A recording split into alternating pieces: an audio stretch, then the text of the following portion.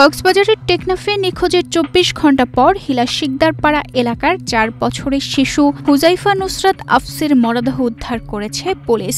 ৪ October শনিবার বিকেলে নিখোঁজ হয় ইঞ্জিনিয়ার মামুনুর রশিদ ও নুসরাত জাহান রুম্পার একমাত্র সন্তান আফসি। ৫ অক্টোবর রোববার দুপুরে নিজ বাড়ির পাশের পুকুর থেকে শিশুটির লাশ উদ্ধার করা হয়। পরিবারের দাবি, স্বর্ণালংকার ছিনিয়ে নিতে আফসিকে শ্বাসরোধে হত্যা করে পুকুরে ফেলে দেয় দুর্বৃত্তরা।